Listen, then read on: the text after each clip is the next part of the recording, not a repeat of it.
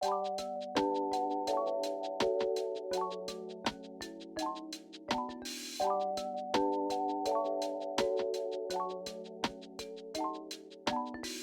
to Spearo Diaries with Laura and Elise. Two Kiwi mermaids talking about spearfishing and ocean adventures. This episode's guest is well known for his connection to the Garmin brand, his role in the South Seas Spearo New Zealand TV show, as well as his prowess in competitive spearfishing. A man with too many adventures, tales and feats to fit into one chat. A well-travelled Spearo explorer, Kieran Andrews is an extremely kind, wholesome and positive guy with an unassuming drive to continually improve and achieve in all that he does. We have no doubt that you'll be able to hear the optimism and appreciative energy that the Spearo soul puts out. Enjoy the chat with optimistic soul and appreciative explorer, Kieran Andrews. Let's get into it. Welcome to the podcast, Kieran. Today you took us out on your beautiful boat, the Salty Walrus, and I think we were going to go out for a couple hours in the morning, but we ended up going out from 7, and then we came back to the dock at 6:30 at night, filled with fun, a chili box full of deliciousness, and yeah, just a really cool day out in the water with you, man. I think we all ended up getting very enthusiastic and none of us wanted to come back in. So yeah, time just slipped away. It was awesome. Yeah, it was a glorious day. Thank you very much for having us. And we've all got sunburnt heads, the first burn of spring. Yeah, we do. Yeah, the face is very red today. It was a wicked day. We had so much fun and we got to learn lots, but we'll talk about all of that later. Kieran, how did you get into spearfishing? How did it all start for you? I guess like when we moved to Tauranga from Taupo, I'll say it properly. Oh, you're from Taupo? Taupo, yeah. I spent the first 5 years of my life in Taupo and nearly drowned in the lake twice. Oh. So me and freshwater are not the best of friends. That's the context on the freshwater comment today. Right. Yeah. Okay, fair enough. So it wasn't amazing at swimming, obviously. Okay. But Dad, he loved his diving. So when we moved here, we were just in and on the ocean the whole time. He would just chuck us in the water and leave us, and we'd go off snorkeling. And then I guess when I got to being a teenager and a bit more a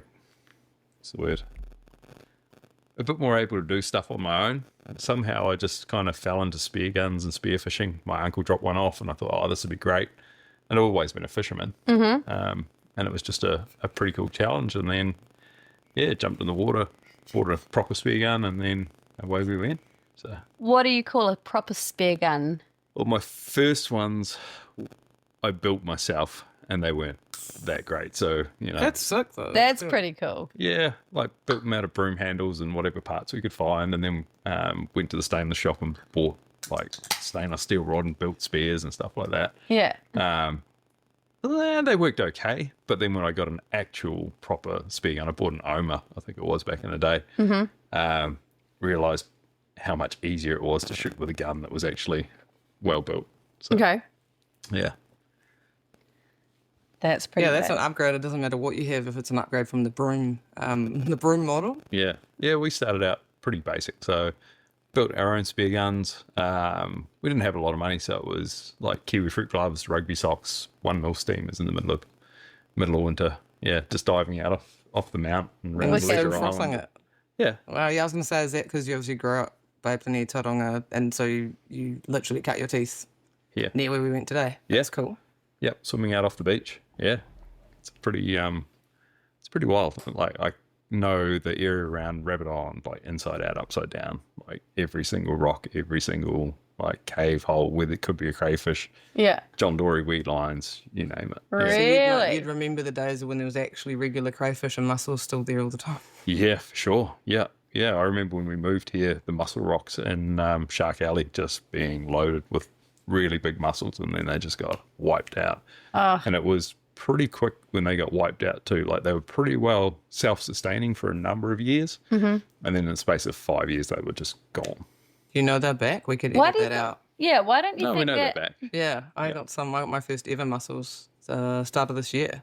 Yeah. From there, and someone was getting really excited about how they were more there, and there was some different rocks that had them on it, and they were so glad they were back, and Yeah. Yeah. Yeah, that's cool. Why do you think they got wiped out? Is it because of people taking them Yeah, or for because sure. of warm temperatures? No, it was the pressure on them. Pressure on them? Yeah, 100%. Okay. Interesting. Do you remember the power days of there? Yeah, at Rabbit Island, I remember seeing a lot of juvenile paua when I first started diving out there, and then paua poachers came through, and you just go out there and see where they'd obviously been shucking them underwater on tanks and leaving piles of like short shell sizes on the ground, and it's just Yeah. So I actually saw a few today. I found a cave. Yeah. As I say, you hear the odd I person saw a saying, few I today saw as one well. small one Yeah. today as well, yeah. So Did you see the little ones or big boys? I found some reasonable ones. you? Yeah, so I'm hopeful that Yeah, they leave might it there a survive. little bit Yeah. longer. Yeah, hopefully. Fingers Let it crossed. grow. There's actually a woman doing a study. I don't know her name, don't know where she's from, but she's a woman doing a study on why particularly I think near Rabbit Island, why the paua aren't getting bigger and like what's affecting them, which is kind of cool. I mean, do some research on it and don't know what help it will be in the long run, but I'm just jealous of everyone that's able to eat power without vomiting them back up a couple hours later. yes, Elise had a mare when we went to Stewart Island. Oh, really? We all got You're really allergic? Yeah, it massive turns ones. out I can't eat power without, but I can still collect the shells and give everybody else the power and then, have the shells around my house because they're pretty, mermaids that can't eat power. What's wrong with me? Yeah. Well, one of the things we love to ask people, and we know, one of the reasons we like to interview people like you is because you probably have so many stories after doing all the different diving you do, and obviously we will have introduced you by this point at the start of the podcast about your kind of involvement and where you fit into sort of the New Zealand and world spearfishing kind of fabric. Yep. But we love to hear like a Dear Diary entry, because obviously Spearo Diaries, so Yep. if you can kind of recall, and it can be more than one, some people have given us a few, so is there something that comes to mind when we say like what's one of your like most memorable dive days that you can recall? Oh, that's a long list. See, that's what I mean. We've got a good list. You're out a couple. Yeah, I think probably one of the most, still at the top for me was a blue marlin that I shot in Vanuatu. So growing up, my lifelong goal was to shoot a marlin. It was like the pinnacle. I was going to do it, but I was going to do it the hard way of swimming around in the blue water until I swam up to a marlin and speared one. So my dad and I spent weeks, months on the water out here, and I'd just swim around Astrolabe Reef, Okaparu, penguins whenever it was marlin season, try and find one. I was up at the Kings once, and I watched the late Gary Cullen smack a big blue marlin right in front of me. We were both in the water together. Wow. He was about a gun length in front of me. I was lined up. He pulled the trigger first, and then his crimp wasn't crimped properly, and Oh, no. that one swam away. Oh, no. What a bugger. Yeah, so that was heartbreaking. Oh. Reed Quinlan was on that trip too. Oh, wicked. Yeah, you'll have to ask What him a how he great got crew. stabbed in the foot. Yeah. Oh, wow. I would love to know about how Reed got stabbed in the foot, actually. We have talked to him about being on this, so Was that, we're was coming that for you, Reed. the first time you'd ever seen a marlin in the water as a Spearo? Obviously, you've probably seen them as an angler. Yeah, for sure. Yeah, it was the first time, and they're just such awesome creatures in the water. But, fast forward, I think it was 13 years of trying to spear a marlin pretty seriously, of swimming around the ocean, and ended up on a super yacht in Vanuatu. And turns out one of Dad's mates, Neil Armstrong, first man on the moon. Wow. not actually the Oh, first my man. God. not actually the first man on the moon, but Neil, heck of a nice bloke. He had moved up there with Kathy, his wife, and so I had a day off. I said, "Oh, Neil, I'll come over and we'll go out and see if we can spear some fish off one of the fads."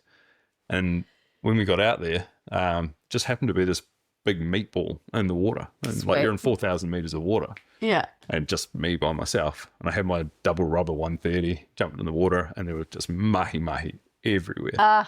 Dreamy. And I drifted up to this bait ball, and the mahi-mahi The was bait ball of mahi-mahi. no, the bait ball of fish, and then like 200 mahi-mahi Smashing it. eating the bait ball. That'd be Dang. so cool. And as I got close, the mahi would back down, and if I backed away, they'd come up and smash it. So that was the game I played for probably 2 hours of shooting mahi-mahi. Oh, my God. Shot 2 really good ones, like twin 17-kilo ones and a few others, and then shot a rainbow runner. That is a dream fish for me, a mahi-mahi. I would love to get That's one, so especially cool. New Zealand. Yeah. a sensitive topic for me right now, guys. Be respectful. So how many did you get, Kieran? 7. Hell yeah. Yeah, after like a decade of training. And then, Sorry, back to your story Yeah. though. So you're doing that and you're in the water by yourself. yeah, and it was just awesome. Neil was stoked because he was selling the fish up there because he perfect. had a license or whatever to sell Yeah. the fish. And then I shot a bonito and just had that in my hand. And at this point, I'd bent the spear on my 130, so I just switched over to my New Zealand snapper gun, 120 single 6.5mm shaft. Still had it on my bungee line, and then everything just sort of scattered. And I looked down, and there's this marlin. And I'm like, oh shit, there's a marlin!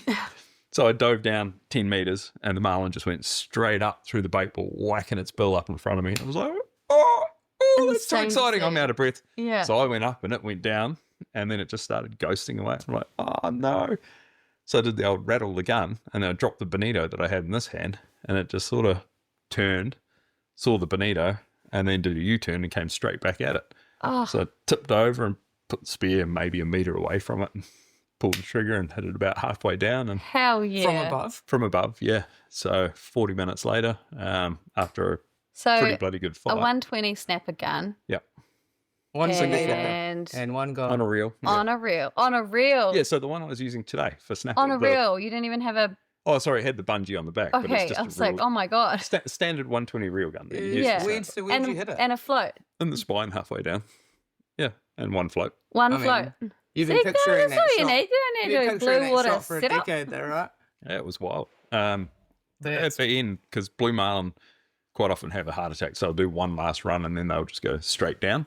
Okay. So an that happens actual when heart you're- attack. Yes, it's a thing when you're line fishing. If they go straight down, quite often they're just going to go down and die. Okay. And this one just started ripping away, turned around, came straight back at me and got, Oh, scary. yeah, like, I don't know, maybe 3, 4, 5 meters away. I don't Oh, know. It was hell. at pace, and then it just turned and went straight down and stretched So if the line right out. That and fish died. didn't have a heart attack and die. It was wanting to put its nose through your... I don't think it knew face? I was there. I think it was just doing its last run, and Just darting around. it was just one of those things. So Lordy. yeah, so that was freaking epic. It was wild. We went back and drank heaps of Neil's homemade rum. Fuck yeah, as you would. Yeah, Were you literally like, I've clocked life? yeah, that's it. I'm done. Yeah. Like, yeah, Life I got is I back to can quit now. I got back to work. I was, like pretty drunk and pretty happy. And then after all of those years of chasing marlin, like 2 weeks later, we were right up in the Solomon Islands, and had my boss on the boat. We had 2 tenders in the water running between atolls. Okay. And as we were running along, I just see this fin pop up, and the boss is on the other boat. He just keeps going into the distance. I pull the throttle back, mask fins on, jump over the side, knew exactly what it was. Probably a 350 kilo blue marlin, and just played marlin with it for like 20 minutes. Every time it would turn and swim away, I'd stick my hand out in front, pretend to be a marlin swimming at it, Really? Is that a and it thing? would just turn around and come back. Really? Yeah. Is that actually a thing? I don't know. That's Oh, you what I made did. that up, I made it up. I just pretended to be a marlin, like, and "Fuck it just kept coming back for like 20 Yeah. minutes. It was wild, and the boss figured out that he hadn't seen us. Do you He reckon it came was back. territorial or like turned on? Nah, I don't know. I'm not that good looking, especially not in a pair of boardies.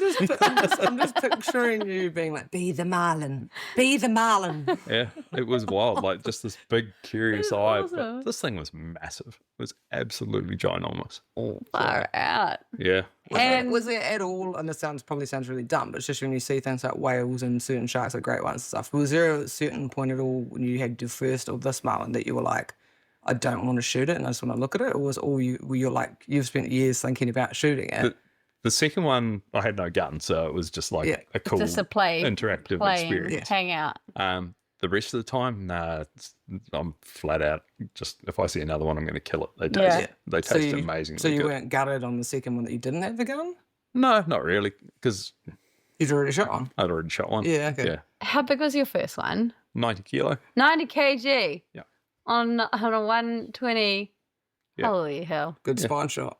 Okay, Laura, if anyone ever comes past while we're trying to get a little snappy I had snap. a moment today where we were getting in on that murky green Oh. black shapes situation. And you're That's me just and being no, scared of what's Kieran just under the goes, water. I wonder what's under it. And I was like, yeah, I fucking wonder what's under it. Because all she even talks about is wanting to shoot a marlin. Yeah. And like, I hope I'm there, but I don't want to shoot a marlin. One I'm sick day. of shoot a marlin. I'll No, you won't. watch her shoot a Because marlin. it's going to be a world record. I'll hop That's a on lie. and ride her dead marlin. But I don't particularly want a big pointy nose. Do you still get a record if you piggyback me? But here you go, at least you've got your marlin mentor. Oh, yeah, that's so cool. There's people out there that have shot way more than me. So That's I've shot amazing. 2 now. I shot 1 this year as well. Did you? Yeah. Yeah, we're not like Wait, that. tell us Yes. more. Fresh marlin. Well, you'll story, be able to thank you. watch it later this. Oh, okay. speaking of Secret scoop. watching it, what would we watch that on, Kieran? I said, yeah, so you're part of South Seas Spearos. Yeah. Tell us about the show. So it's just a bunch of people going out spearfishing, pretty much, having a good Love time. I think the guts of it is we were doing all these trips and adventures and stuff anyway.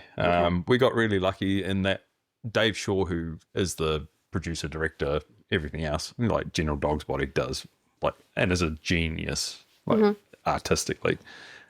He films another show called The Hunters Club. Oh, yeah, that's right. And we've done a couple of episodes for that with spearfishing. And the feedback was, why don't you do a spearfishing show? Yeah. So, yeah, it didn't take too many beers to say, yeah, let's do a spearfishing show. And Yeah. the rest is history. We just carry on having epic adventures. We just got a guy now that documents it. And Yeah. it's pretty cool. A lot of you were already deer silkers for that, eh? So it was kind of like some of you did both Yeah, disciplines, so they were kind of like, yeah, pretty much. Yeah.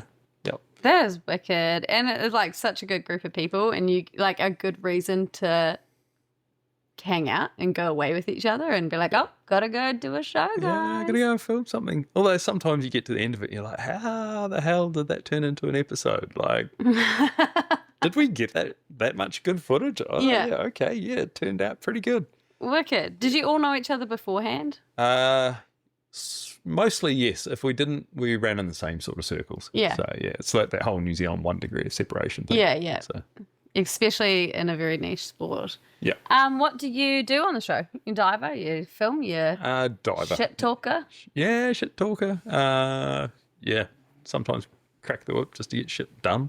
No, Beautiful. not really. No, I think I'm just a guy with a spear gun most of the time, you know. Hired help. Go in there, shoot fish. a lot of the comments that we got from people who are on the show with you, I think 4 of them said similar comments, and it was like about you being like the nicest guy, which I think is a bit of a running joke because you are. But the other comment, which was a serious comment, was just that you bring like the positivity to the trips and shoots, and you're always kind of like the upbeat, positive one. So that's pretty cool. And like we saw that today too. Like, Yeah. not only are you like real chill to be on a boat with and in the water with and stuff, you're just like, yeah, just like good vibes and stuff. So I can kind of see how that would, even if you don't realize that's your role, maybe you're the person who brings the high positive vibe. Piss people off sometimes because Oh, really? Positivity. yeah, because people want to give up sometimes, and I'm Yeah. like, no, let's go again. Let's go again. Yeah. Yeah. Oh, that's good. That's good. It's needed. Every crew of friends or, you know, TV show friends Yeah. needs the person to be like, oh, we'll just go for another hour. So today I think we were like, Bring the hype. he's not got out of the water, neither have we. Sweet. Because Just normally keep people are going. asking us to get out or saying it's not good Yeah. enough or it's the business bad and they want to go home. You didn't say that, so we're like, sweet. Yeah. I think we all learned something about each other today. We're like, oh, none of us want to be the last out. No, Not when that's there's it. fish still under the water. Yeah. Oh, wicked. Well, we're real excited to watch the next season of South Seas Spearos. Yep. TVNZ. Yeah. Yep, Yep. TVNZ. So you can download the app. Yeah. And then For you can anyone watch it on demand. overseas, I guess like there's like ways around that that you're not allowed to do. So don't because it's illegal. VPN. But there's also like the Instagram and stuff. Like even if you don't Yeah. actually can't access the show, you can also kind of see what you guys get up to and see what kind of fish you guys catch and see who you guys are, and obviously listen to some of the podcasts about who you guys are, which is I Yeah. think is some of the most interesting part of the show is actually your guys' personalities and the characters that you all are. So we can try and capture some of that for people who maybe can't get to the show, but maybe in future Maybe. it will end up on some other TV. The world will see what New Zealand has to offer, which is a whole freaking bunch. Yeah. Yeah. We haven't even scratched the surface of everything that we want to do either. Really? Like there's so many places we haven't been, so many things we haven't done. You know, Yeah. there's the whole, basically the Wellington coast, yeah. Kapiti, Wairarapa, East Coast. Like I really want to do an episode out of Lotton Point.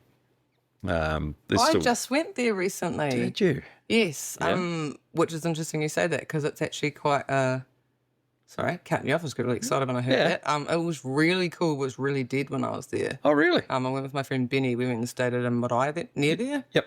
So mum had a connection to there. And yeah, we went and I've never dived any of that area. And everyone I talked to was like, oh, Lawson Point, you know. And I was like, And like, I don't know if we went the wrong way, but just beautiful ground. Just dead at the time. There's hardly any fish there. I can't wait to go back there. I can't see why you would want to Yep.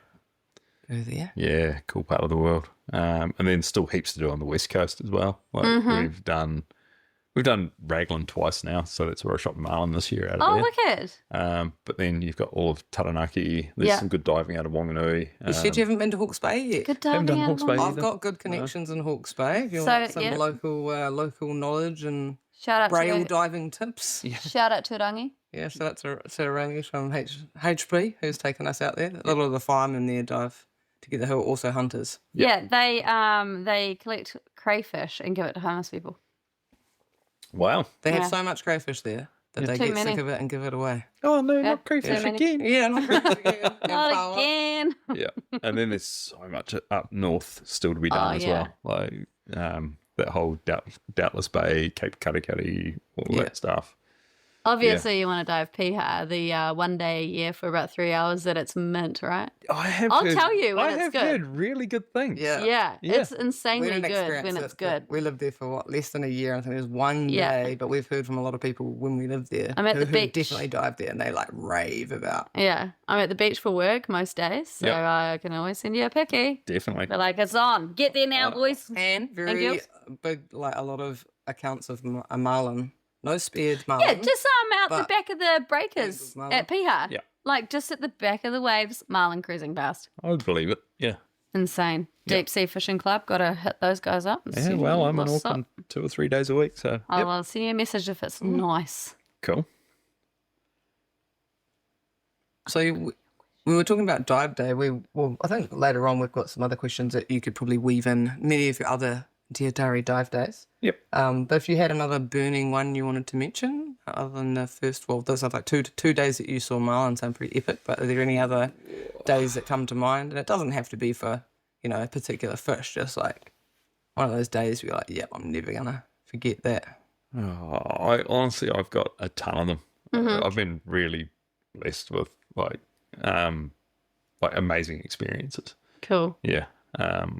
Like everything from swimming with orcas at Mare Island was pretty wild. And then right through to leatherback turtles with Sammy on the Great Barrier Reef. I've dived in, I think it's 37 countries, states, territories around the world. 37. Wow. Yeah. That's incredible. Yeah, you might need a couple more episodes to cover all the stories. Yeah. I've been pretty lucky. So, trying to narrow it down to big ones. Oh, I don't know. Like, yeah, there's just so many. Yeah. Yeah. If you were, like, say, and this is a bit of a weird morbid thing to say, you've obviously got children. Yep. But if you had, like, a grandchild listening to this episode about you, Grampy, Yep. Granddad, whatever they call you, Hi, Pops, Granddad. Popsies. Yeah. And you wanted them to, like, be able to hear some of them. Obviously, marlins are probably the first ones. Is there anything else that you'd like, I'd want, like, my grandkids to hear about? I mean, hopefully you get to tell them, but... Yeah. 'Cause it's different sometimes sharing to, the public and then what you'd share to maybe like your own family that you really want them to know. It's hard because my family at the moment, they get to eat pretty much everything that I've shot so far. We could put a thumb check in that one if we like. Yeah. We'll remove it. Yeah, it's just hard because there's literally so many experiences out there. A lot of them don't even involve shooting big fish, just fish that are on my bucket list. Yeah. Like in Mexico, shooting the Cubera snappers. Oh, cool. Yeah, it was just really long bottom times in the area that I was in, La Paz. The fires. And Okay. yeah, just really long bottom times. Took quite a lot of effort to get Cuberas, and then we figured out that at the boat that I was working on, there was a brand new marina there, and they had this big long breakwater. So we'd been going out in the boat up to the islands to try and shoot these cuberas. And then one night I figured out that there was a stack of them on the breakwater behind the boat. So I'd swim around and then start chasing all these big cuberas around. And then we had a big like rain event, essentially. And it cleared up. We got the boat all tidied up. So I'll go for a dive this afternoon. I got in the water and I was like, water's like a bit funky. Oh, what's going on? Anyway, so I couldn't find the cuberas. Got out. And the water was funky because it's all open sewers there. And when you get the big rain event, you got the poop ears. The poop areas. Oh, no. And then, funnily enough, I got really sick. Oh, no. Yeah, like 6 days of both ends. And no. yeah, so if you're in Mexico, if you're in La Paz, don't go diving after the rain. Yeah. Yeah. Rain in Mexico. The locals are probably like, yeah, we all know that. Yeah, that's it. Rain in Mexico's next level. We like the daily flood of the street in some seasons. Hectic. Speaking of poo stories, there was a first today. Nothing like Apparently so, yeah. Yeah, there was a first day on the boat when we went diving today. Laura, would you like to... Okay, so I was swimming along and Laura looked Kieran wildly obviously uncomfortable. would have liked for Wildly me to have my uncomfortable. biggest snapper because I haven't shot that many snapper. You know, that would have been a good first on the boat. Like It's also a Laura's good biggest first. snapper. Um, Instead, what I happened decided to today, tick Laura? something else off. I've I'm got a video only- of you running up the beach. I'm only doing this for the purposes of Kieran agrees to share his poo story. I will share mine. Do you agree? Yeah, sure. Yeah, go on. Excellent. Look, there's other things I've shared on here that probably get me in worse outcomes for being single, but that's fine. I have never ever needed to go to number twos diving ever.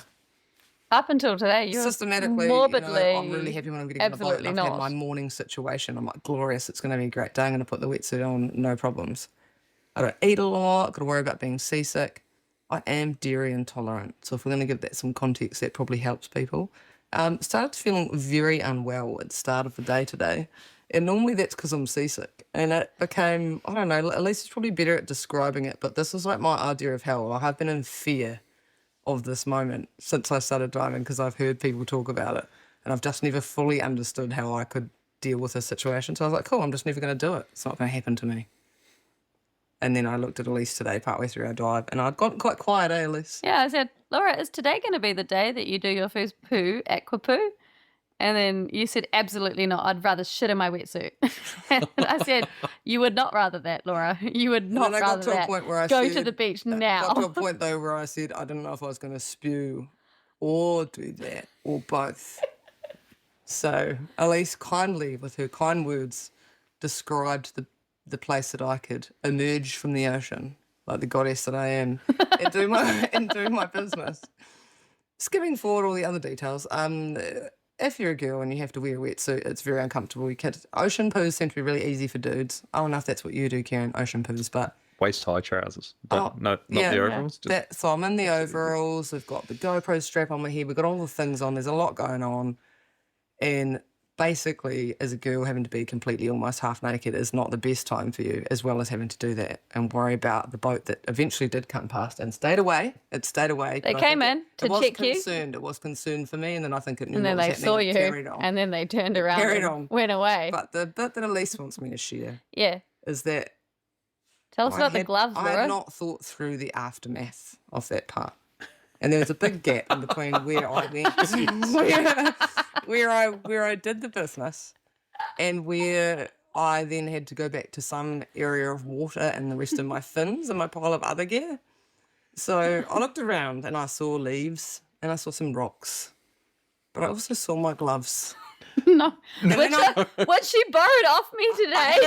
had a moment where I considered that may be my best option. And then I remembered I did have one of Elise's gloves. Yeah, if you're going to lend out your And- gloves, you got to and- just be aware of To anything be can honest, happen. I told Elise it was because I want to respect her and I didn't do it. But actually, the real reason was because I knew I was going to have to put my gloves on and touch fish and kinner with them. And I thought that's pretty disgusting because we'd have a Mexican situation like you were referring to.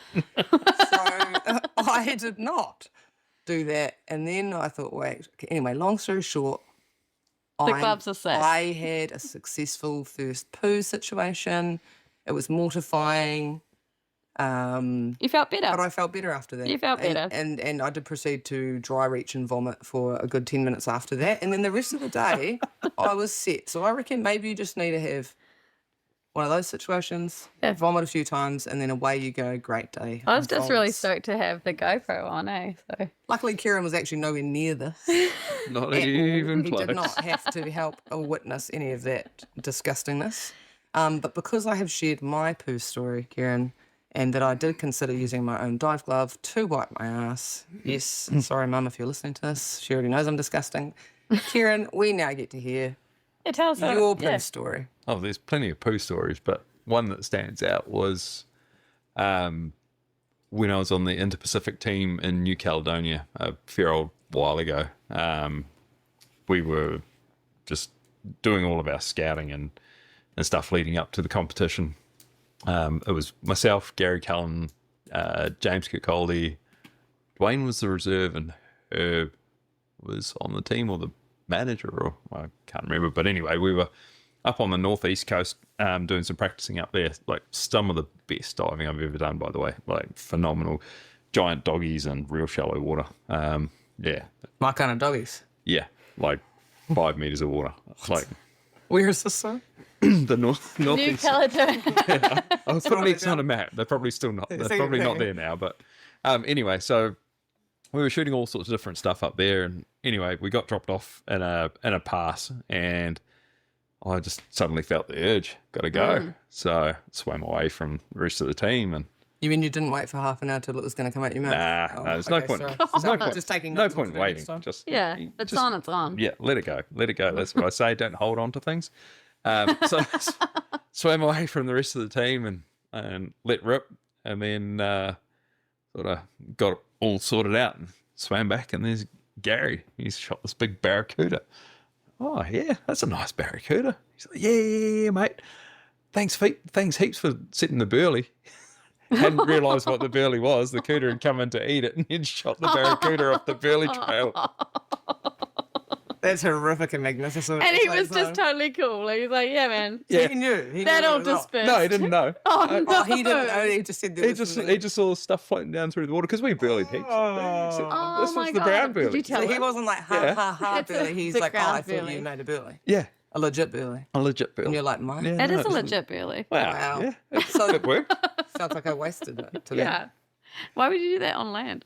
Could have got us some snapper. Damn it. But would you eat the snapper if you knew No, that was God. the burley?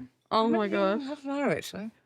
Did the Puakuda help you on the day for Shakuda. Wasn't points? in the It was competition. a scouting day. This was just a scouting day. Yeah. Okay. Yeah. All right. So you knew what to do. Hey, In in the the comp. competition, if you're not allowed to ground burley, does that count? I have no idea. Hey, there's a little. way Whoa, it's around like the human rules. rights. You're allowed to watch take a out. shit. Yeah. Charcuterie board on the way. You Okay, do so what we're you going to like. start planning what you eat before the Worlds, Kieran. Plenty of fibre. Yeah. Maybe some drummer. Yeah. You know, really get that drummer work through you. Eat a lot of oil. Maybe you could go on Oily the fish, keto yeah. diet just for a little while to really get those oils up. Flat out eat tuna. Eat tuna. Did you tell the guy? Gary, yeah. Yeah, you were like, by the way, man, Yeah. that was my That was my special poo. burley. Yeah, for okay, sure. brown burley. So Kieran's brown burley. Yep. That's impressive, man. Yeah.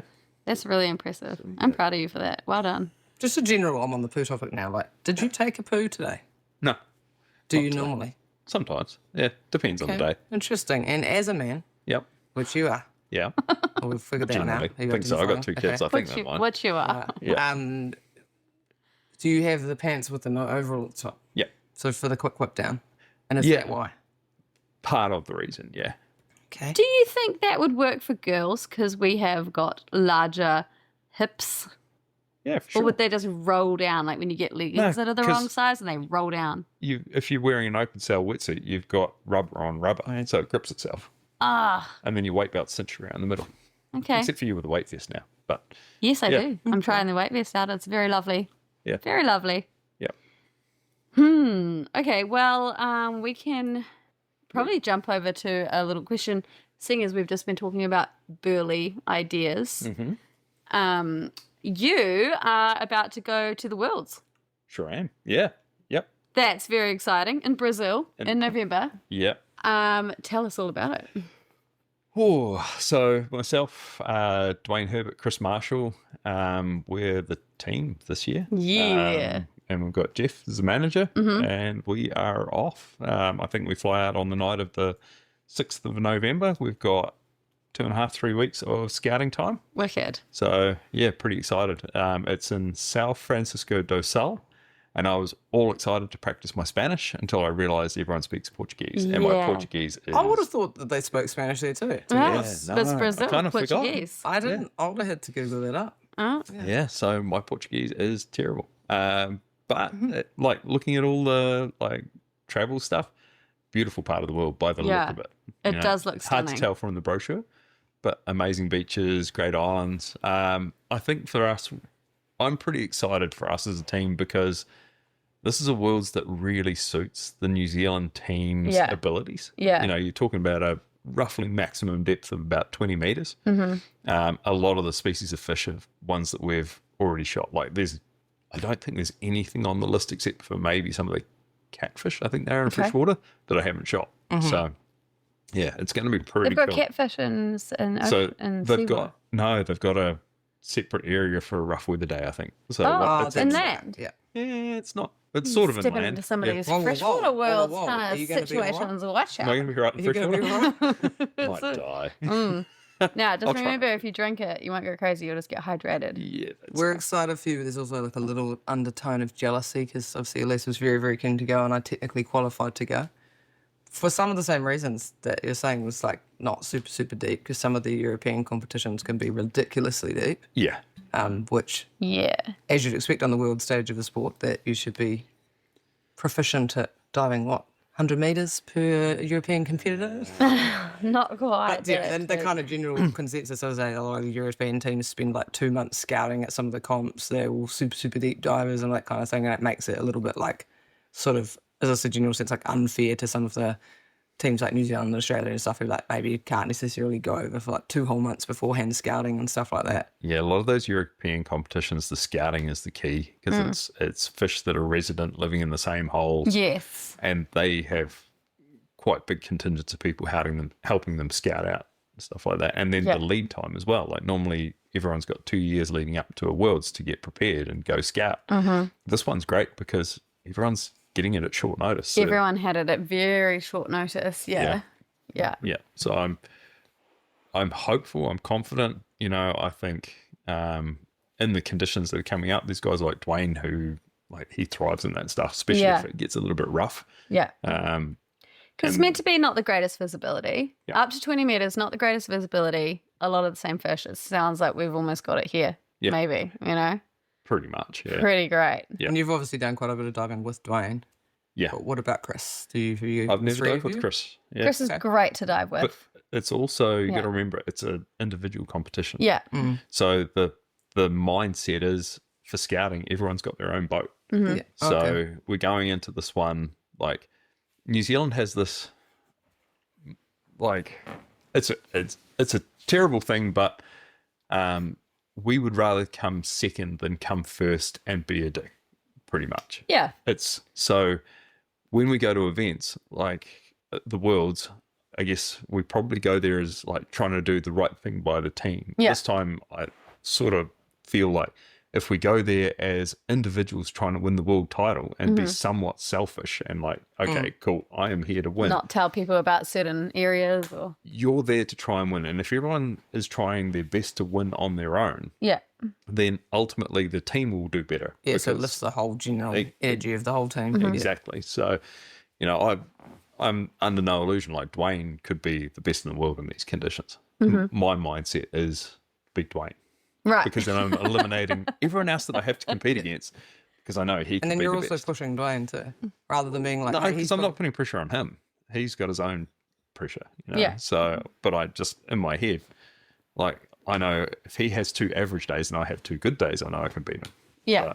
But he just Yeah. has to have 2 average days. It's quite interesting, because a lot of people even say if you do know a little bit about competitive spearfishing, which is kind of like people who know about spearfishing, smaller group in general, people who know about spearfishing being a even smaller group, Yeah. And then people understanding world spearfishing competition goes into even smaller category, because the amount of people who said to me about our world stuff with the freshwater and the one that Elise was thinking about going to with you guys, Yeah.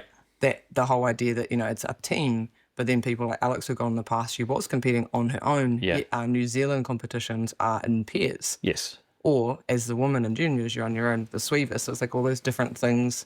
Yeah. And then you go to either Inter-Pacifics or to like what you guys are going to. And like, yeah, you're all part of a team and you're called the New Zealand team.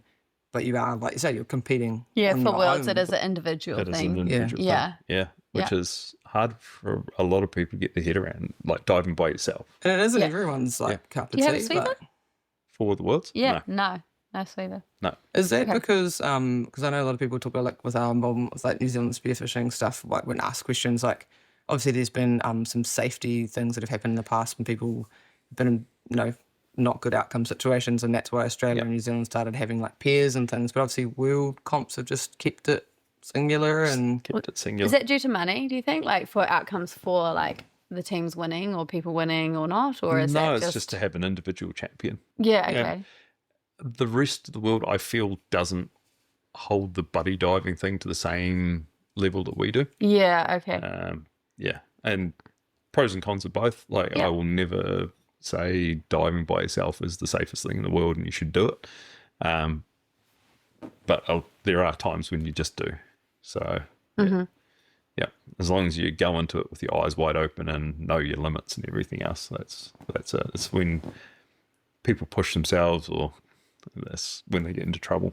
Yeah. And, look, I went a long time without having any trouble at all, and then I was actually diving with Dwayne, and he bailed me out down at Stewart Island. Like, Really? yeah, Nerve-wracking.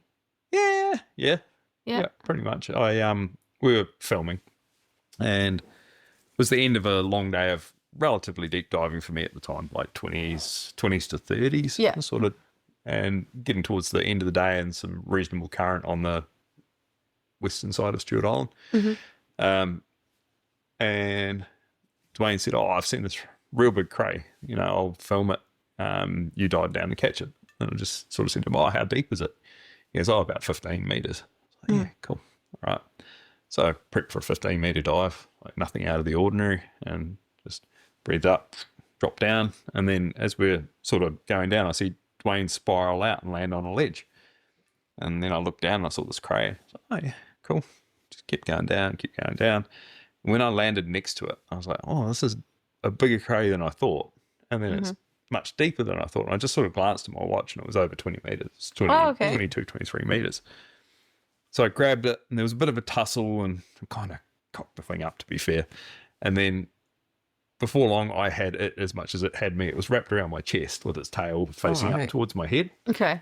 And so I started swimming back towards the Tail surface. slapping you in the face. But it had me and I couldn't tear it off. And the drag going up, like just that extra pressure. So I was Really? kicking and kicking. And of course, I'd only prepped for like a 15-meter dive. Kicking and kicking and kicking. And I'm like, surface is getting closer. And so I don't know if you guys do this, if you ever get in trouble, but you pop your belt buckle and just hold the end of it. Yeah. And Dwayne saw that and he caught me at 5 meters, gave me a ride to the surface, and Wicked. it all worked out good in the end. So, Yeah, you lucky. can go forever and a day without a problem, but then just doesn't take much to Yeah. go wrong. So when I do dive by myself, I'm super conservative. Yeah. So, yeah. But you just got to be aware of the risks. A little bit of mind training there, I guess, like, because like diving with a buddy is so, it's so pushed and so serious. Yep. And then like even just being out by yourself, there's like a different level that you kind of have to step into and feel okay about. Yeah. Definitely. And to be able to be prepared for all the spooky things or the other things that may happen while you're out. How did you deal with that? Or are you just like, it's like, it is what it is? Or I think growing up, I was really lucky that Dad just never said no to anything. okay. Like we had ultimate freedom to do whatever we want, within reason, as long as we weren't breaking the law. So we just did stuff Yeah. and built, we found our limits by making mistakes. Okay. And I'm a real big fan of people making mistakes. So, you'd push things. and then, oh shit, that was a bit close. Okay, Yeah. that's kind of where the limit is for now. So yeah, Having same the on the water. recognition to go, oop, Yeah. not that one. But also a lot of experience too. Like the more you get exposed to stuff, the more you learn the nuances of everything. So like the other night, I got caught out. Like I said today, got caught out in bad weather coming home the other night in the little 1450 Stavy, and it was, I don't know, if someone with no boating experience got caught in that same weather, would they have got home? No, I would not have. Probably not. But Yeah. being able to read the waves and everything else after 30 years of surfing, it's Yeah. like, okay, cool. Yeah. Oh, this one's going to hurt. Come off the throttle there. Same with spearfishing. You know, you're picking up on all the nuances and all that subconscious stuff just kicks Yeah. in. So, yeah. Yeah.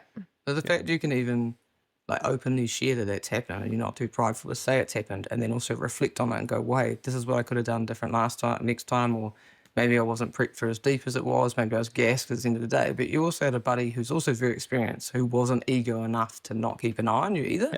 You know, like you had a buddy there. So those are actually a lot of really good things to be able to reflect on that, know that someone else's experience is going to be still looking and checking, even though they probably too could dive by themselves if they wanted to. So, I mean, as much as it's not a great situation, it's also a lot of really good stuff for people to probably hear, because there are a lot of people in, you know, New Zealand water safety and a lot of Māori and Pacifica communities in New Zealand and competitive spearfishing people like often talk behind the scenes about people who've lost their lives, people who've had near blackouts, people, you know, sunburned in pools and things. But a lot of the time publicly people don't talk about it. So I think it's good to talk about. It just generally in life, I'm really big on people sharing their mistakes. In fact, in my work life, when I give a presentation every year to our sales staff, one of my points is make a mistake and share it, talk about it. Just don't make that mistake too big. I think everyone can learn if people know how you got to that point.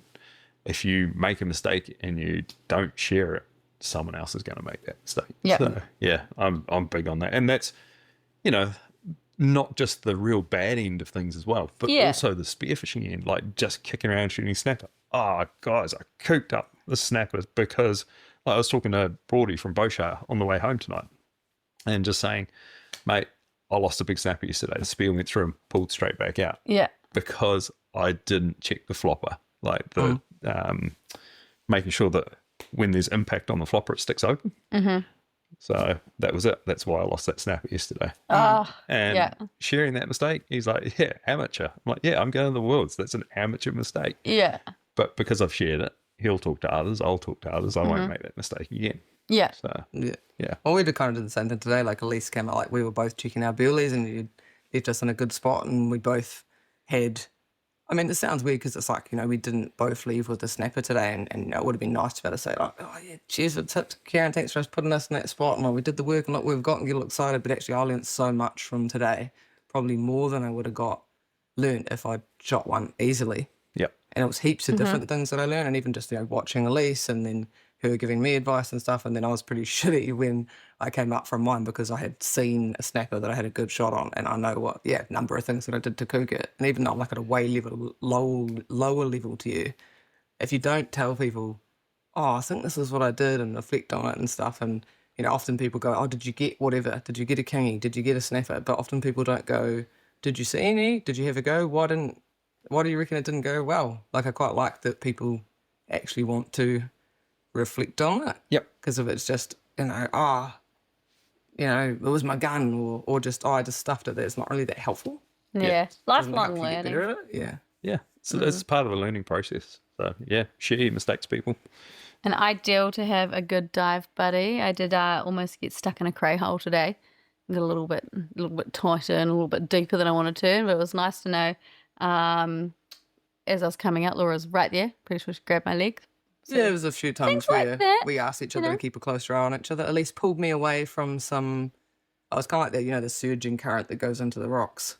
I often vomit when I'm diving, and then it stops. But today, like, she actually pulled me away because she was right in the wash, and she was just going to keep getting sicker. Like, I left my mask off my face because you can't breathe through your nose properly. Yeah, and it can be quite scary. Like, I've choked on my vomit before. Like, I've had two. No, but I mean, like one time I was pretty scared. Like, couldn't breathe, and you're in the water. Yep. and then you're holding your gun, so you're trying not to aim your gun at anyone while you're vomiting and trying to breathe. It's pretty horrible sometimes. But she like guided me away from the current. And it's just nice, like when you have a buddy with their arm on you or close by, because you know whatever you're in a cray hole and you come up and you're a bit gassed to know that they're like quite close.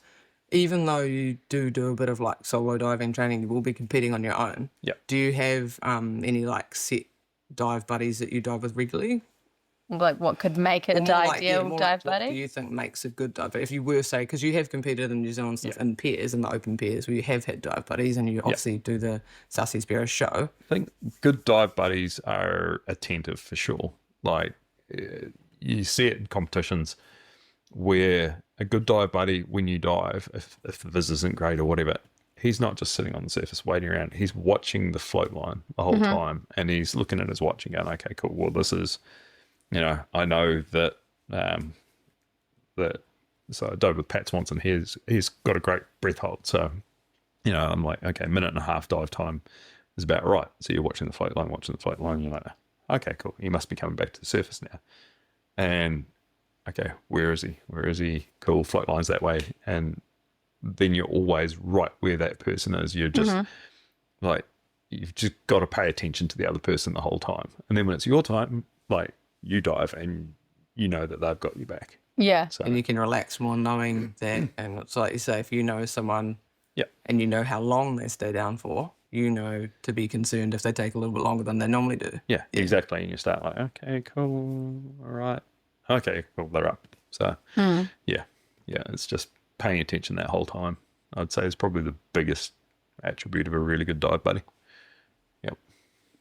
And would you say do you reckon you've learned a lot and spent a lot of time with some good dive buddies Yeah. in the time that you've been diving? Yeah, I have. I've been really lucky. So I'm very the only consistent dive buddy that I've had during competitions was a guy, James Kirkholdy, who's now in the UK. Epic diver. Learned a heap from him. Pretty much every other year, I've dived with someone different.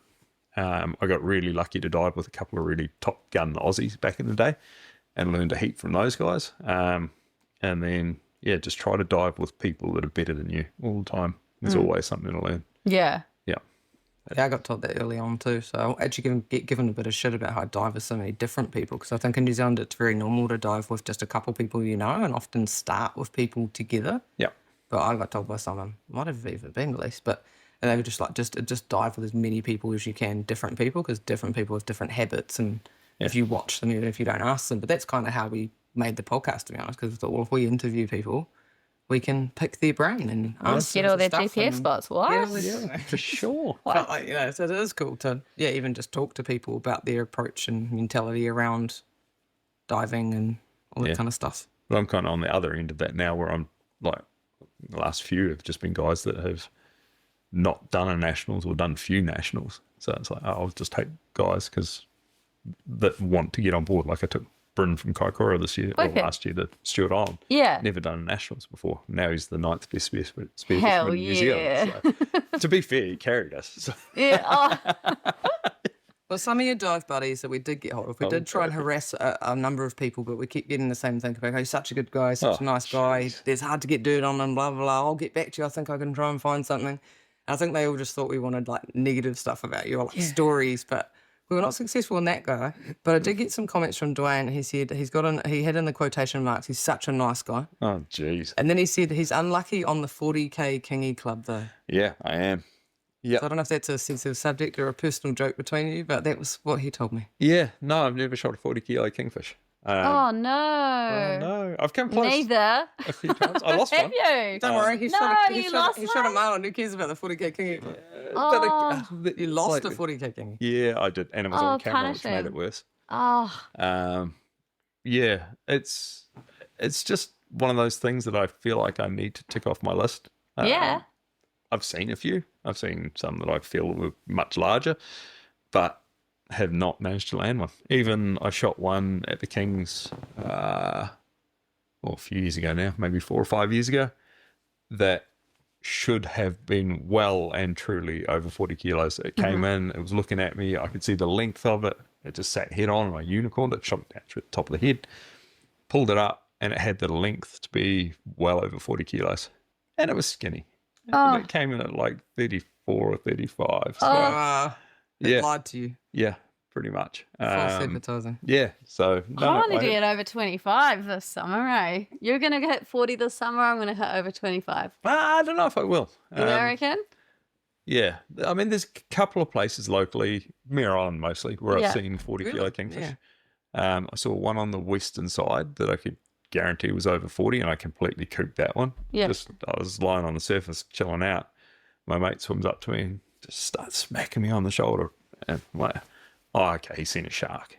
And then he's pointing, and I just turn and look, and like 2 gun lengths away is this giant kingfish just sitting there. Donkey. And I was like, oh, shit. And I completely kicked it. I chased it and it swam off. Oh, Instead of just diving down and slowly, yeah. Again, nice to hear. Yeah. Some of the people in the elite position of our sport still chase fish when they get excited. Yeah. You get a little heart racy situation when Yeah. you see a big boy. Like, Chased it all the way down to 20 meters and, oh, no, gone. I've seen, like, used to regularly see some really big ones, kind of that size at the northern end of Motiri Island. okay. But they would just cruise through. They had no curiosity in them. Yeah, But you okay. just see them come through. And, yeah. Yeah. So, yeah, those are the local ones. And then obviously at the Tree Kings, I've seen some good ones up there, but Work it. just haven't managed to get a 40 kilo one. So, one day. well, One day. look forward to hearing about it when you Absolutely. do. Yep. Some other lovely words that were given from Geordie Barton. She said he is an absolute sweetheart, Oh, gee. an unassuming. Stop it. How Yeah, much did you pay these people? Nothing. Nothing, they're I reckon giving this shit up for They free. all know that we might ask Yeah. them when it's their turn, probably. Yeah. Yeah. So, unassuming weapon in the water, she said. And she said she learned a lot about spearing male and female, about how to tease them up. And she was also one of the people that said about how you bring the positivity to the trips and the things. And the last thing that she said, and I can hear it in almost every sentence you say, actually, she said, you were super dedicated at everything you do. Oh, thanks, Yeah. Geordie. Yeah, nice. Cool. Does anyone have anything bad? No. I think Not yet. Tom Barnett just said you're a hard guy to get dirt on. Oh, yeah, good. He's probably just being a nice guy. And Start that sentence again. It's Tim Barnett. sorry, Just so we Tim, I've can had 3 edit. margaritas. We'll edit this and just say start that part again. Nah, leave it in. It's Leave it. He'll laugh. He it's seems Tom. like It's, time. it's Tom Tim. now. It's, it's, Tom, the, Tom. Tom Barnett. it's the better Tim. Maybe it's good Tom. Maybe when Tim's been good, it's Tom. But After Dark Edition was Tim because he's got all the bad stories about everyone. Yeah. that's- Yeah. Timmy has the best bad stories too. Yeah. Yeah. Probably won't make the podcast. Oh, we'll have to do it. Yeah, what are you guys doing? You're doing the it's not the South Seas Spearos, it's the South Dero's South Seas South Spearos, South yeah. Seas Deros, yeah. yeah. That's all the B-roll. Fantastic. What is your favorite part about spearfishing? Generally, like there's 2 parts. There's the spearfishing itself. Love feeding the family, love eating fresh fish, love the just being in the water because it's quiet. You can't hear people talk. Like we ideal. talked about this before. Yeah. It's lovely. the most antisocial team sport. Yeah. But then it is actually the people around it as well. Like there are some phenomenal people in the sport, like hearts of gold. You share like really amazing experiences, really crap experiences, which make you stronger people. Yeah, I think we spoke about this. Dwayne and I were at a hunting and fishing event last weekend before, and a guy asked, do you think spearfishing makes you a better person? And I said, yeah, absolutely. One of the things that I've picked up on in life is people who do hard things regularly. Yeah. Like spearfishing is quite hard. It's it's physical, it's mental. Like you're out there in the environment and it can turn on you pretty quickly. They have better stories. Mm-hmm. They are generally, and this applies to hunters, this applies to hikers, skiers. Anyone that's in the outdoors doing things is living a better life. Yeah. They are more engaged in any part of their normal daily life as well. Yeah. So, yeah, I think the people around spearfishing, there are some, I've been really lucky to hang out with some phenomenal people who've, taken me under their wing and, yeah, just, I don't know, it's pretty cool. Like overall, everything about it is pretty cool. Yeah. Yeah.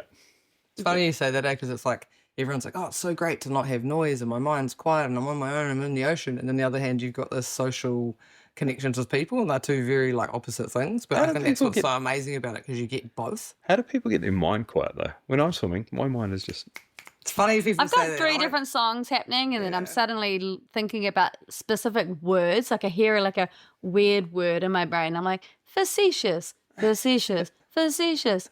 What does it mean? And then I'm like, oh yeah, that means that. And then for some reason it just rolls around my brain. My brain's definitely not quiet, but I don't think about like my normal life. And maybe it's like an ADHD thing or like a, whatever the ocean does a thing. But I'm definitely not quiet. I'm just thinking about like, there's the Mau. Oh, look at that rock. That cannon's big. Oh, I heard a noise. Is that a plane? Oh, my leg hurts. Oh, I feel sick. Oh, fish. Ooh, Oh, did I go shit on those rocks? I would hate for like, I'm not going to shit on the rocks. Should I use a glove?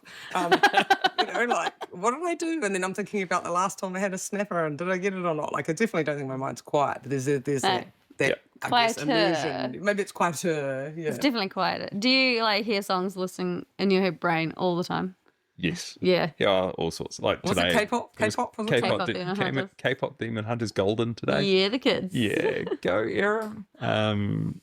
Yeah, music or just I think when I've got things in my head though, to your point, is probably that I can focus on them more. So I can use spearfishing as problem solving. Like this morning when I took that big swim to the top of the island and back, no fish on the way, so I was just thinking about things that I need to fix. Like we're going to put solar on here, so I'm like, okay, this and that, and solved a heap of problems in my head. So when I get stuck into it, it'll be easier. I've mapped it out already. Awesome. Yeah. I like the way you put it. like It's kind that. of like people who put themselves in hard situations and in the elements. And we say hard, and we go be in the elements, but we're actually all just being like normal humans. Yeah. Because we should be in the natural environment and we should be trying to seek our own food and like, doing fitness and stuff. And like you say, if it's the natural thing is we start like ordering our mind and we operate better, is that not a big sign that's probably really good for us to be doing that? Yeah, definitely. Yeah. Agree. Well, just going through some of our questions. We talk on a little bit of a ramble sometimes. Yeah. That's what we have- podcasts do, isn't it? Exactly. That's what people do. We've talked a little bit about your New Zealand trip, team trip coming up. But we also heard when we did talk to some of the people that know you, and we said, oh, yeah, what should we ask him about? And they said, oh, you've got great stories, and he's done heaps of things, and he's done heaps of travel. But one of the things that got brought up quite a few times was people saying, ask him about when he worked overseas and worked on super yachts and guided. Yep. How long did you do that for?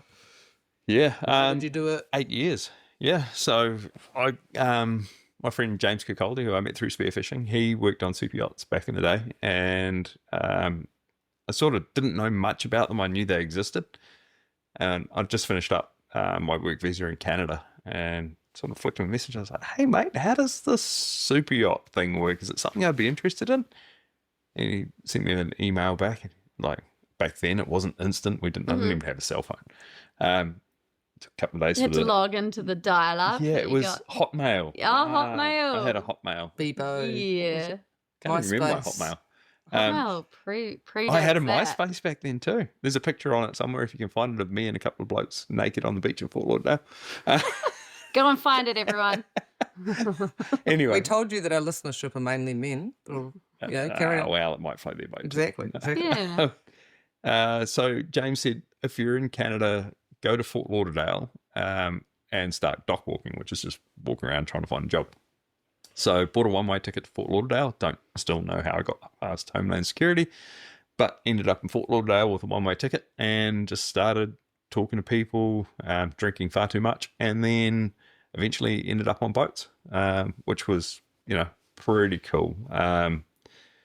Basically, super yachts for me was getting to see the world on someone else's dime. Like, you work incredibly hard. It looks like I've never watched Below Deck, but from the ads I have I've watched seen, every It's a season. pretty glamorized version of. yeah, pretty much. embarrassed to That's say that. nothing like the world that I experienced, apart from some of the cattiness, I guess. But for the most part, I worked with really cool people, got to go phenomenal places. Like I did 3 summers in Alaska. I've been to Mexico, Cool. Costa Rica, right around the Caribbean, right across the Pacific. The Pacific was my thing.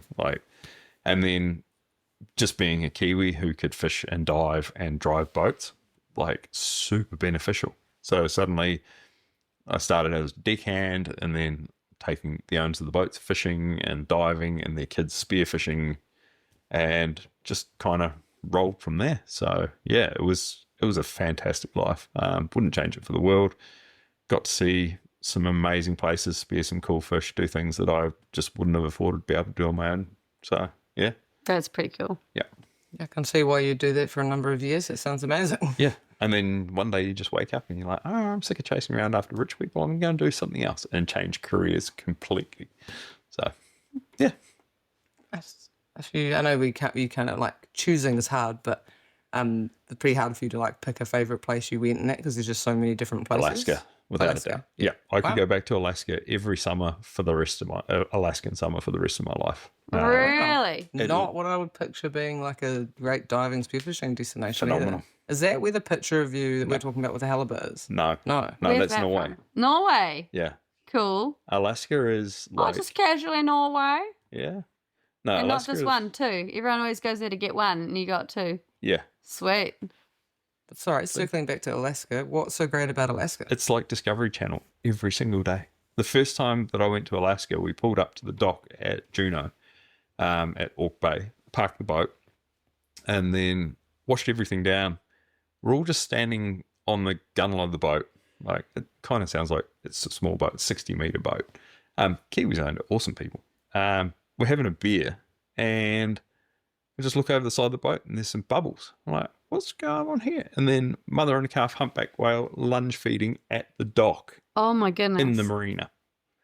Yeah, pretty wild. That's Yeah, that's nuts. Yeah, special. bears everywhere. Like, gotten closer to grizzly bears than you should probably ever. Got no. really told off by some mates over that one. The fishing's phenomenal. The diving, it's like diving. How do you describe it? A lot of it's like diving in sort of fjordland where the water's fluorescent green. Oh. But there's massive anemones everywhere, big kelp forests, heaps of rockfish. All the fish up there are super tasty. Big lingcod, shooting salmon's heaps of fun. It's the only place you can spearfish for salmon unless you go to Russia. No one's going there. So, yeah. And then I've got to go back to chase halibut. I didn't get enough time chasing halibut. So on my bucket list is to go back and shoot a proper one. It doesn't have to be huge, but like over 100 pound would be nice. Caught them on rod and reel up to close on 200 pound up there. But Wow. it's funny how when you go to America, it's all in pounds. Pounds. It's in pounds, I still man. have trouble with that when people talk about snapper. I'm like, so big with the hump? What are we talking here? Yeah. So yeah, Alaska for sure. I love it. It's amazing diving. The people are amazing. The beer's cold. Yeah, it's good. So for today, when we were out and about on the boat, you were helping us out with some hot tips for snapper shooting, and how to hunt them. When you are going out, or if you're showing people how to catch a snapper, what kind of tips do you give? What do you think? Tell us how to hunt a snapper. First, you got to decide if you're going to burley in a snapper or you're going to snoop a snapper. I think if you make a clear delineation on those two, your chances are going to get a whole lot better. Really simple things that you don't really need to think about too much, but once you've done them, they make sense, like putting the sun behind you, keeping the sun over your shoulder. It's like a cloaking device. If they're looking into the sun, quite often they can't see you. And everything you got to do is got to be slow, regardless of whether you're burling or snooping. But slow is absolutely the key. Quiet, slow. Snapper snooping for me is just like deer stalking through the bush. You're going really slow, using your eyes to look for any single movement that's out there. Like in the bush, you're looking for a deer's ear, just going flick. You're like, what's that movement? That's not everything else that's here. Oh, there's a deer. Snapper, Not standing it's on the same thing. sticks. Yeah. Snapper, it's the same. Like you're looking for a little flick of a pectoral fin or a little flick of a tail behind a piece of kelp. So going really slow. I generally go pretty shallow for snapper when I'm snooping, and then approach every single drop off like there could be a 20 pounder sitting there, because there just could be. Yeah. So, yeah. Then if you decide you're going to burley in snapper, then it's just picking. It's all location. pick a really good location where you've got plenty of cover. 2 layers of cover is really good. So if you're coming over at a ledge to look down on your burley, if you've got another higher backdrop behind you, gives you something else to block that line of sight of the fish looking up. So just another layer of camouflage there. Like finding the right gutter and holes and whatever. It's one of those things, again, learning by making mistakes. And sometimes you'll set burleys and you're like, this is never going to work. And it works out amazingly well.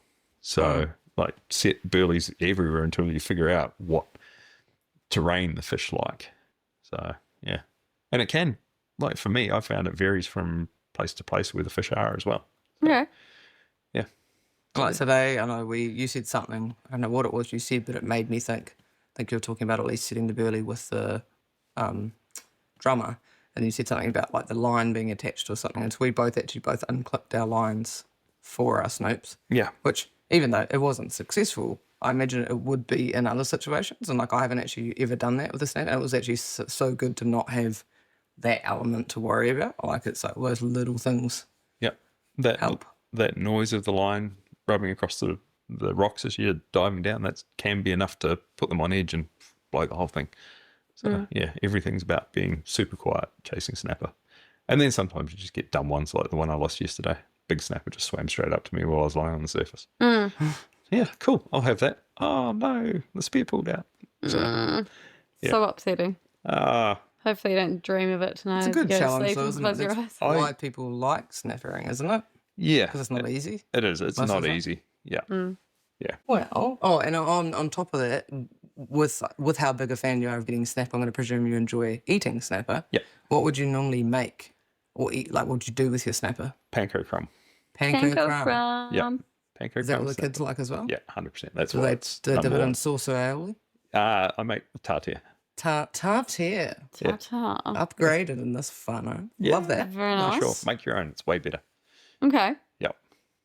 Okay, well, flinging us back to maybe one of your stories you might be able to recall. And we say stories, but our question is, do you have a most memorable creature encounter? But you did mention before about the orcas at Mere, so maybe that would have been your answer. Do you have any others, though? Yeah, the leatherback turtle with Sammy on the Barrier Reef. I heard about them. I know one guy, my mate Nick, who swam with one out here, and he got a fleeting glimpse of it. But to spend, I don't know how long Sammy and I were chasing around for, interacting with it for, maybe 20 minutes of swimming with a giant leatherback turtle. Absolutely mind-bending. Like, How big are we talking? Yeah. I think I saw the footage. It was on an episode, wasn't it? yeah, It was kind of like dark black. And I remember thinking, Yeah. I don't know how big that is because I don't know much about them. like as long as I am tall with my fins on. Seriously? As well. Like, I Wow. don't know, it's massive. That big. Oh my Okay. goodness. I wasn't That's- expecting them to be that big. Yeah. Yeah. No, they get massive, aren't they? The world's biggest. I remember they turtle. added some voiceover at the time about like maybe what kind they were and how rare it was and the colour on their shell or something, but I didn't realise it was that big. Have you seen the movie Venom? Yeah. Yeah. No. So that black face and the black eyes look like that. It's head. Yeah, for sure. Except he wasn't trying to bite my head off. But yeah, amazing. That thing was super, super cool. So, and I think that's probably a one in a lifetime for me. I don't think I'll ever see another one. So That's incredible that you Maybe got to do that's the that. story for the grandkids one. The time Yeah. you saw that. leatherback turtle. Yeah. How long did you get to swim with it for? I mean, interact with I it. think it was about 20 minutes. Yeah. Wow. Yeah. That's pretty special. Like, because like every turtle I've seen, they've like looked at me and been like, bye, Yeah. and like swum off pretty quickly. So like, it could have boosted if it wanted. But if, Someone. I swam with heaps of turtles in Raro and I just find them a really strange movement. Someone told me once, when you want to swim with turtles, pretend to be a turtle. Yeah, that's what they tell us in Raro. Yeah. And don't It's swim, worked they said pretty well for swim me. and it to the- worked out. to the side and below them. They said don't swim down at them and don't swim at the front of them, but kind of swim alongside them like you're with them, like you're in their group of turtles. Just be the turtle. Be the turtle. Be the turtle, marlin. man. Be the turtle. There we go. We can be the turtle, be the marlin, maybe we can be the Well, snapper. Maybe this segues into our next question. Maybe your answer to this is just to be the creature. But one of our favourite questions in our podcast is, what does it mean to you to be a Spearo? Ooh. Oh, That's right pretty or deep. wrong. It's pretty deep, deep. man. It's pretty deep. Take Be your the time turtle, to man. answer. What does it mean to be a Spearo? What mean to you? To me? Yeah, what does it mean to you to be a Spearo? I've never even thought of it. It's just part of who I am. Part of who you are? It's just part of who I am. It's what I do. Like, it puts food on the table. I enjoy it. It's like an amazing pastime. It puts me with people that I really appreciate, enjoy their company. Yeah, it's just part of who I am. Awesome. Yeah. Do you have any big challenges to spearfishing? In what sense? Like things that I want to shoot or things that just are hard? Yeah, I mean, I kind of take it probably more as like things that you find difficult. But if you have a challenge that you're like, that's my challenge, I want to get that, like a goal, I guess you can I delve find into that. I find just about everything difficult with spearfishing. Yeah. Well, Because that's good because same. you think about it, like yesterday I had a blinder, shot a limiter snapper up to, 7 kilos. And then today struggled. Yeah. In the same location, conditions changed. Yeah. So, and that happens all the time. Yeah. So, yeah, I'd say just everything with spearfishing is challenging. Okay. Yeah. And I mean, you might as well get into, have you got a challenge that you want to do for spearfishing? I mean, besides from winning the world's Yeah, first, second, and third, me, Dwayne, and Chris. Hell yeah. I think challenges for me are mostly big adventure stuff going forward. Okay. Like, I love shooting snapper and kingfish and that kind of thing. Like, puts food on the table. Mm-hmm. But the things that I want to do going forward are big travel adventures. So go to Alaska or go back to Alaska and shoot a big halibut. Mm-hmm. That's on there. Alligator gar, of all the weird fish in the world. Yeah. Alligator gar. Yeah, it's like someone took a crocodile's head and put it on a fish. Fuzzy. I've never heard of that. We're Googling. I am Googling away. it right now. Yeah. What the heck? Yeah. You want to go shoot one of them? Yeah, pretty much. That is a weird looking fish. Weird. Is that a saltwater fish? Freshwater? Looks Oh, like are you going to be all right? something out of one of those like evolution science books that Yeah. shows you how things have turned into something else, right? Yeah. River Did monsters. God do this or did the universe? What happened? Pretty much. So that's in the southern states. That's a silly looking fish. It's like a platypus fish. Yeah. And then because I've got a blue and a striped marlin now, I want to get a black. Might as well go for a black. That gives me the slam. And then if I get a sailfish, that gives me the super slam. And Yeah. then, yeah. So like ticking a few of those things off would be pretty cool as well. And I've got the contacts to go and do some of the stuff now. There is no record yet in New Zealand for a black marlin. Yeah, mosses. Mosses. No, because he he could not claim it because he was handed a loaded gun. Ah, Yeah, bugger. which is what he's. But he sucks. still he made the choice to shoot to get the fish. Yeah. At that point because he wasn't he shot that with a 120, I think as well. There we go. That's Best the gun to marlin gun in the go. world. Yeah, single Yeah. band gun Yeah. or double band gun or something like basic setup. They weren't expecting to see that, so he was like said to his girlfriend at the time like, "Give me your gun." So I think that's where the key was for that point. But yeah. So you could that could be you. Yeah, I'd go to Aussie to shoot black marlin, to be fair. Yeah, right. Fair enough. You're like, yeah, Statistically, yeah, I yeah. think when I like talking about spearfishing competitions and stuff like that, like when I work things out, I look at statistically where the best odds are. Yeah. Like when I go to the worlds, I'll be looking at, okay, what are the odds are I'm going to get this fish? Okay, well, this one. So if I'm going to shoot black marlin, I'll go to Aussie because the odds are so much higher. Yeah. That makes sense. Yeah. Still wildly huge fish, Moss. Well done. Very impressed. Yeah. Not shitting on your fish, mate. It's bloody good. Bloody good. Still the only one landed in New Zealand. Yeah, only Having a one left. logical approach. Hey, Blair to- Herbert. Oh, and Darren. Yeah.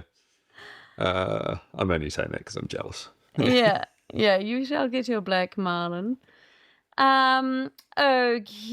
That actually rolls us pretty good into what we were going to end on, which is the Floatboat 5. Yeah. We kind of talked about some of these, and in our Floatboat 5 was just usually just fast 5 questions to end the interview. Yep.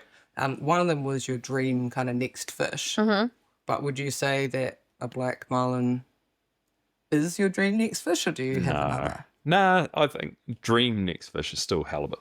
Halibut. Yeah, Okay. like a proper one, not Proper the little heavy ones I shot in halibut. the one. No way. Yeah. Yep. What did you just say? Not the little ones that you No. Yeah. Sorry? So Yeah. They look quite Those large. things that look like small children. Too Sorry. small. they're little for halibut.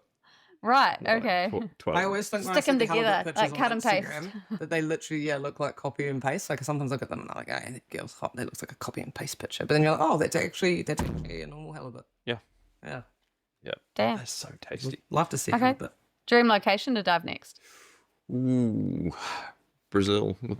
No. Brazil. That's not my dream location. We've been dreaming of it recently. I would really love to get back up into the remote Pacific, like some of the stuff in the Tuamotus, like we talked about today, where there's just no people. Actually, when I was in the Solomon Islands last, I went to there's these islands at the top, Choiseul and Isabella, and it's on the northern end of Choiseul, where it's one of the very few places in the Pacific that I've ever been where we just didn't see people. Wow. It was absolutely phenomenal. Yeah. Like shooting 3 and 4 kilo moo, like not lying on the bottom for ages waiting for them to come up. They just swam up to you. Boom. Really? And there's no ciguatera up there. So we were eating wow. everything. Even better. We were shooting and eating like 'Cause that 10, was 15 my kilo next red thing. bass. Is with those tropical places, it's like Yep. it kind of changed that for me because I don't want to try and shoot stuff I can't eat. Yeah. But okay, so no ciguatera. No ciguatera in Solomon Islands, yeah. Wow. The list that we came across, and Yeah, okay. everyone said there is none. So we ate red bass, we ate everything. It was all phenomenal. Did That's you really survive? interesting. Yeah. Okay. Wow. Yep. Okay. Next one. Might have some new ones after hanging out with me and Elise today. Probably just me. What's your biggest pet peeve to do with spearfishing or diving? Could even be on your boat.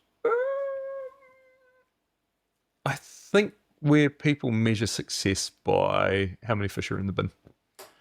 People put themselves under heaps of pressure. Like I've met people that would go out and shoot their 3 kingfish because that was their limit and that was their measure of success. I've met people that have gone, well, I spent $80 on fuel today, so I need to shoot $80 worth of fish fillets I've to heard that make up before. for it. That kind of thing. That for me is a massive pet Yeah. peeve. Yeah, for sure. Because it's just about getting out in the ocean, eh? Because even though you've got lots of bucket list fish and you want some of the bigger fish for you, it's like not for the same reasons, kind of what you mean. Like there's different to have some goals and want to work towards something and improve yourself and Yeah. improve your spearfishing as opposed to like, A successful day can end up with no fish in the bin. Yeah. Like, you've just been out, you've had fun, it's cool. Yeah. Like, yeah. yeah, it's nice, but That's why we're such successful spearers.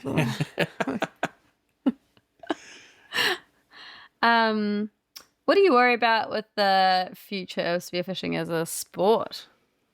oh, I mean, we yeah. probably touched on this a few times today with how the, deep do you want to go into this one? As deep as you like. I only made the question up about 2 minutes ago because you already covered one of them. I thought, we'll try this one out. I like it. You're the second person on the Fast Five, so So I worry that we'll end up at some point portraying the sport in a bad light. So I think it was back in the 60s and 70s, spearfishing was massive. And then it ended up being portrayed rightly at the time that it was a blood sport. And a lot of people got out of spearfishing. Like back then you could shoot stingrays in the nationals and stuff. Yes. So, yeah, okay, Very cool. concerning. Attitudes changed. Because of the way social media is and stuff these days, look at what happened with that guy that shot the blue groper in Australia. Oh, yes. Yeah. Yeah. We That's a can, bit sad. yeah, we can really tarnishes us. one tarnish person's the decisions. brand of spearfishing by Yeah. doing dumb shit.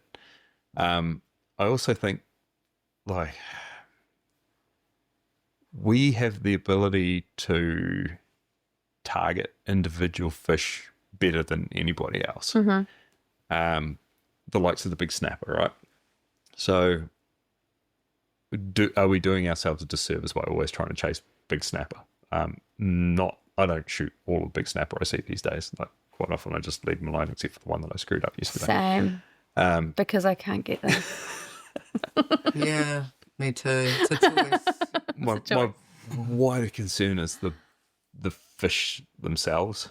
I think our fisheries management in New Zealand needs a massive overhaul. Yes.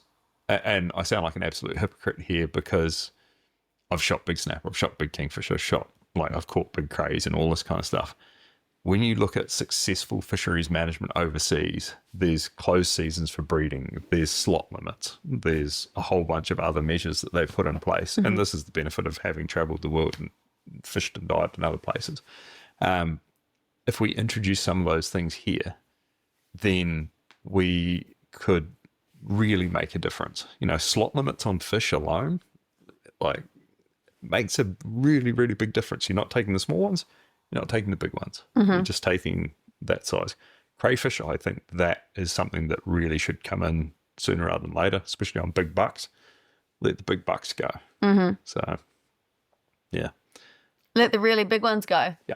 Yeah, okay. Yeah, and that's me being a hypocrite because I love bashing crays. I do. I don't think it's being a hypocrite. I think you're just reflecting on the fact that you've had experience being part of the system and that's your view on it. Yeah. It's interesting because most people say let the females go. If you get a big one and you get a couple, let the girl go. Yeah. Because it's able to produce more as berry and stuff like that. So there's a lot of stuff around big. Well, there is some stuff, sorry, not a lot. I'm talking like I'm a fishery scientist here, but I'm an amateur like everybody that's enthusiastic. And you have a passion for the ocean and what lives in it. But you talk about your kinnabarons and stuff like that. Like big buck crayfish will crush kinnas to eat them. So leave all the big bucks there, and then they do somewhat protect the females. They breed more females than a juvenile, with the amount of sperm they put into the water and stuff like that. So yeah, but if you had slot limits for males and females, then your bigger ones will survive. I don't know. I think our fisheries overhaul needs our fisheries management needs a massive overhaul, and the focus has got to go back. Like today, we talked about how 75% of the reef structure in that area we dove is now locked up in reserve and displaced effort. Yeah. For me, my thought, is that the better benefit would be to increase the biomass of fish everywhere rather than locking up small spots. Drop the limits everywhere until it recovers. Yeah. And then increase the overall biomass in the ocean. And then it's a benefit for everybody.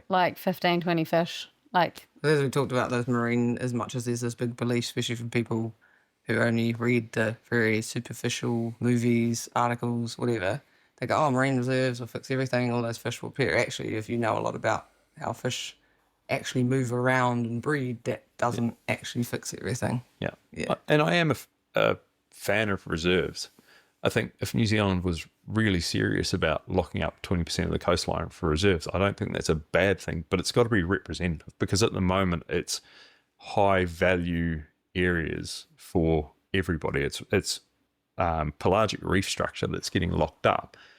I think if you want to lock it up, 20% of reef structure, 20% of mud, 20% of sand, 20% of all of the different types of bottom profile to make it properly representative. But regardless, if we had better fisheries management and increase the biomass, we don't need reserves. There's going to be fish everywhere anyway. Yeah. So, that's my big concern for the future. So many of them, that's why I thought I'd throw it in there. Yeah, for sure. The last one is, who do you think we should chat to next on here? Who do you think would be, or how many? Give us a few people. It'd make good chats. Reed Quinlan. Reed Quinlan. He's been on the list for a while. We've asked him. Briefly asked him, but we just never found. He said, I don't have any stories. I said, absolute rubbish. You've got millions of I stories. reckon he's got heaps. He's got some great stories. This is the snapper whisperer himself. Yeah. Yeah. Pole spear champion of everything. All right. That gives us a motivation. Yeah. Harass Reed Quinlan. Yeah, good luck, Reed.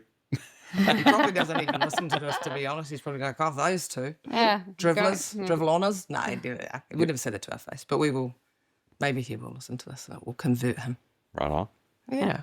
Cool. Well, as we expected, there are a bajillion other things we could ask you about and stories you have and things like that. Well, hopefully they will let us pester you, maybe even after the Worlds or something, and we can get a bit of a rundown from you and the boys and Jeff Brown from how the Worlds go and all that we'll have you on when you win. We'll be like, yeah, man. Yeah. Nah.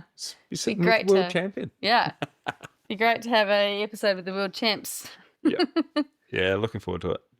Thanks, ladies. Really, really appreciate it. Yeah. Appreciate your time. Yeah, you And as well. Thanks for today too. It was awesome. Thanks again for filling your ear holes with stories from a great man of the ocean. We look forward to following along with the New Zealand team's journey at the 2025 World Champs in Brazil.